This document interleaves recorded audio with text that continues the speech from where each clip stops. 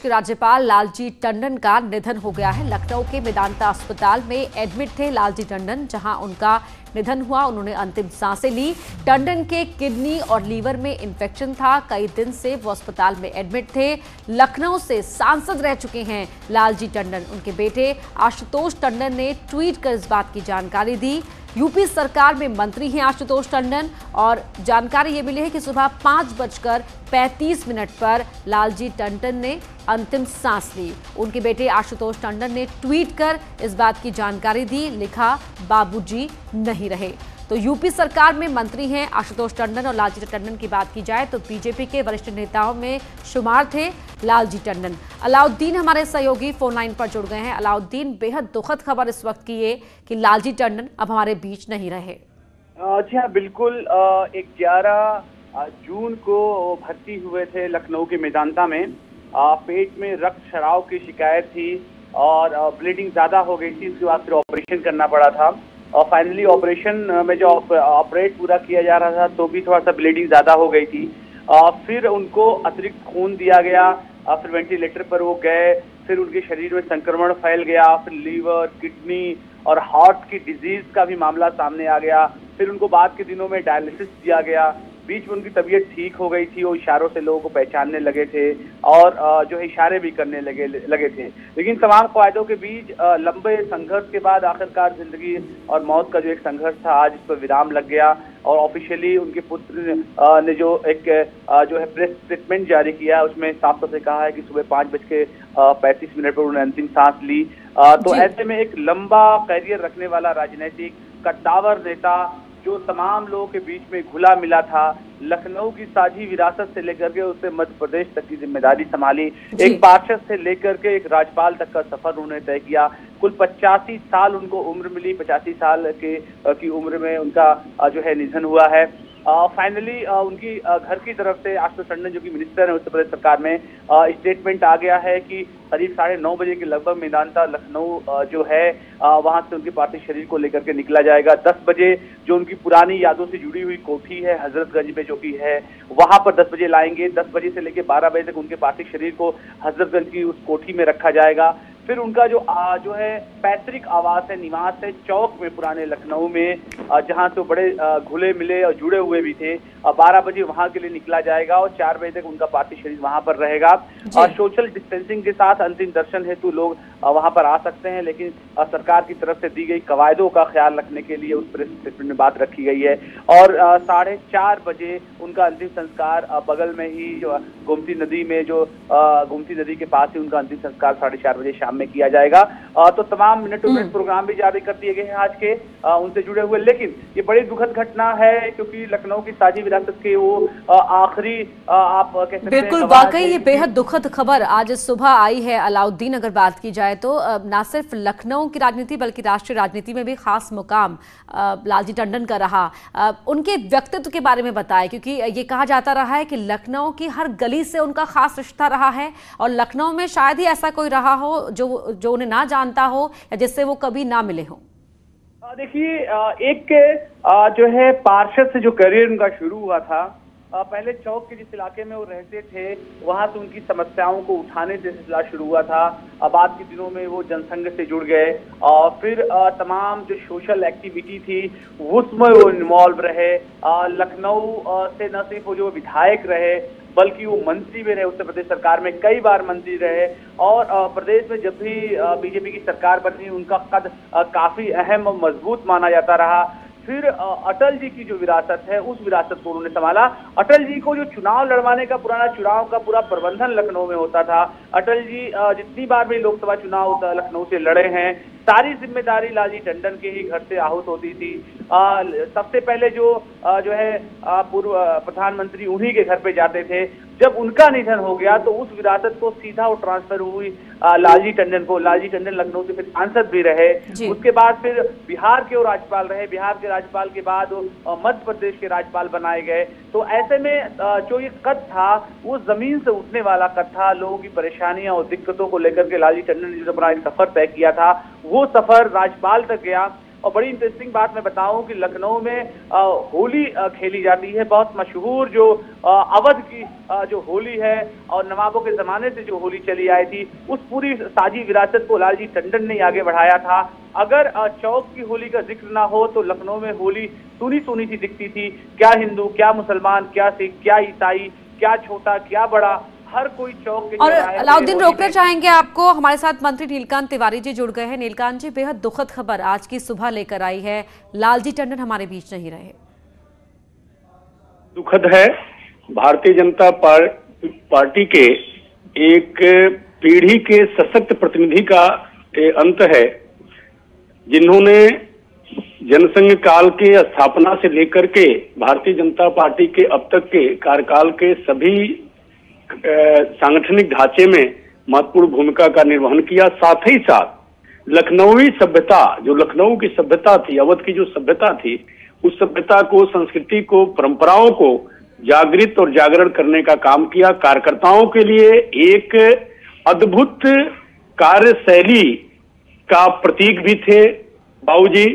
उनके द्वारा कार्यकर्ताओं को कैसे सरल होना चाहिए, समाज में कैसे कार्य करना चाहिए, इसका भी एक अद्भुत स्वरूप मिलता था। हम अपनी भावभीनी हृदय से विनम्र श्रद्धांजलि अर्पित करते हैं। नीलकांत जी, समझ सकते हैं कि बेहद जो ये पल है बहुत ही भावुक कर देने वाला आपके लिए है। और अत्यंत जी, राजनीतिक स्मृतियां उनसे जुड़ी हुई कुछ आप हमारे दर्शकों के साथ शेयर करना चाहें? राजनीतिक स्मृतियां उनके हर कार्यों से है। जब हम लोग कभी जाते थे, बैठे रहते थे एकदम सरल तरीके से, और एक मिनट भी नहीं लगता था कि यदि उनसे हम लोग कुछ कहें। एक स्मृति तो है नहीं, दर्जनों स्मृति। विद्यार्थी जीवन में जब हम लोग थे, विद्यार्थी परिषद का एक आंदोलन चल रहा था लखनऊ में जी, और उसमें बाबूजी के पास उसमें कार्यालय पर थे, हम लोग गए थे, जाकर के उनसे कहे। कुछ कार्यकर्ता हमारे बंद हो गए थे और कुछ कार्यकर्ताओं को पुलिस से जबरदस्ती, दूसरे पार्टी की सरकार थी, उठाकर ले गई थी। बाबूजी बिना एक मिनट का संकोच किए तुरंत फोन करना, लोगों को लगाना, कार्यकर्ताओं की चिंता करना, अद्भुत भाव था कार्यकर्ताओं के लिए। हम लोग विनम्र उनको श्रद्धांजलि अर्पित करते हैं।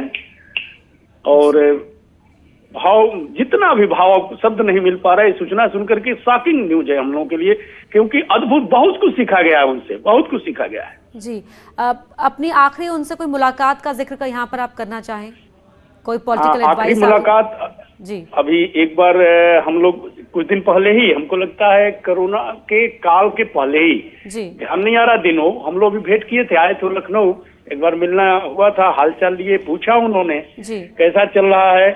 फिर कुछ चीजें बताई, कही कि आप संस्कृति के मंत्री हो, आप पर्यटन के मंत्री हो, ये सभी विभागों के मंत्री हो, विभागों के जो आप जिस विभाग के भी मंत्री हो, उस विभाग का वास्तविक मतलब क्या है पहले कार्य करने के पहले जानना चाहिए।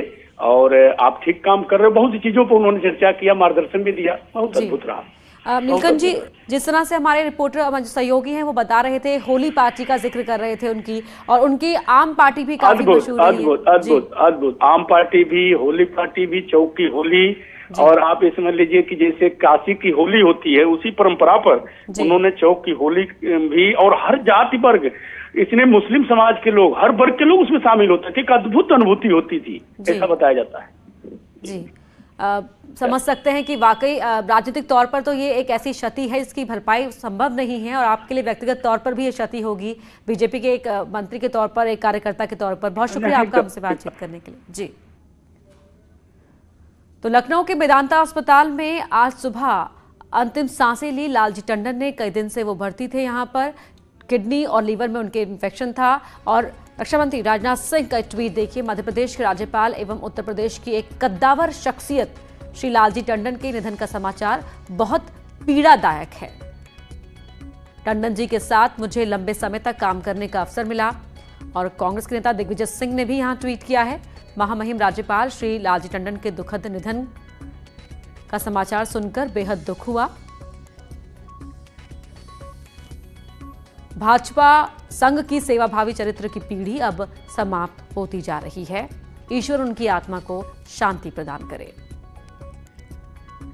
तो मध्य प्रदेश के पूर्व मुख्यमंत्री और कांग्रेस के वरिष्ठ नेताओं में शामिल दिग्विजय सिंह ने ये ट्वीट किया है। मध्य प्रदेश के राज्यपाल थे लालजी टंडन, और जब उन्हें बीमारी बढ़ती गई, तबीयत खराब होती गई, तो उन्हें फिर लखनऊ के मेदांता अस्पताल में एडमिट कराया गया।